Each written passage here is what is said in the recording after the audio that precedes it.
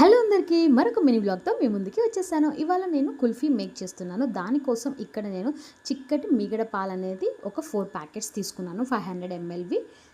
అవి బాగా కాగాలి అనమాట. మనకి 3 ప్యాకెట్స్ అవ్వాలి. ఎంత చిక్కగా ఉంటే అంత కుల్ఫీ అనేది చాలా టేస్టీగా ఉంటుంది.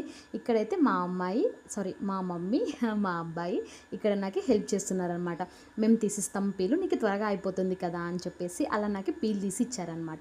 ఇక్కడ 15 గ్రామ్స్ అనేది తీసుకున్నాను. బాదం, జీడిపప్పు నానబెట్టినవి, కొన్ని గార్నిష్ కోసం పక్కన పెట్టేసుకున్నాను. వాటిని అన్నిటిని మిక్సీ జార్లోకి వేసుకొని కొన్ని పాలు అనేది తీసి పెట్టుకున్నాను కదా, దాంట్లో కొన్ని పాలు వేసుకొని ఫైన్ పౌడర్ అనేది చేసుకున్నాను. అలానే ఇక్కడ మిగిలిన పాలలో 3 టేబుల్ స్పూన్స్ కస్టర్డ్ పౌడర్ అనేది వేసుకొని మిక్స్ చేసి పక్కన పెట్టుకుంటున్నాను. మా అబ్బాయి అయితే నాకు ఇలాచీ పౌడర్ దంచిచ్చాడండి 1 టేబుల్ స్పూను.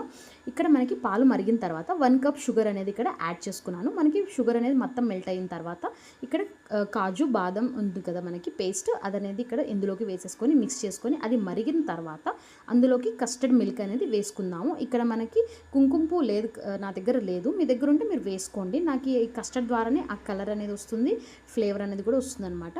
అంతా అయిపోయిన తర్వాత స్టవ్ ఆఫ్ చేసేసి ఇక్కడ ఇలాచీ పౌడర్ అనేది అలానే గార్నిష్ కోసం నేను పెట్టుకున్నాను క్యాషూస్ అండ్ బాదం, అవి కూడా వేసేసుకున్న తర్వాత ఇది మొత్తం చిల్ అవ్వనిచ్చానమాట. చిల్ అయిన తర్వాత మనము ఐస్ క్రీమ్ మౌల్స్లోకి అన్నిటికీ వేసేసుకున్నాను. నా దగ్గర చిన్ని కుండ ఉందన్నమాట, అది బయట ఎప్పుడో తిన్నానండి కుల్ఫీ, అది అనేది ఎత్తి పెట్టుకొని ఇవాళ దాంట్లో వేసేసుకొని కూడా నేను సర్వ్ చేసుకున్నాను.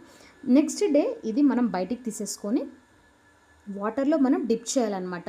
ఒక 2, 3, 4, 5 టైమ్స్ డిప్ చేసామనుకోండి, అలానే రఫ్ చేయండి చేతులతోటి, మనకి ఈజీగా రిమూవ్ అయిపోతుంది అనమాట. ఎంతో టేస్టీగా ఉండే బాదం కుల్ఫీ అనేది మనకి ఇంట్లోనే ఈజీగా ప్రిపేర్ చేసుకోవచ్చు. నచ్చితే లైక్ చేయండి, కమెంట్ చేయండి, షేర్ చేయండి. ఇంకా ఎవరైనా సబ్స్క్రైబ్ చేయకపోతే ప్లీజ్ డూ సబ్స్క్రైబ్ అండి.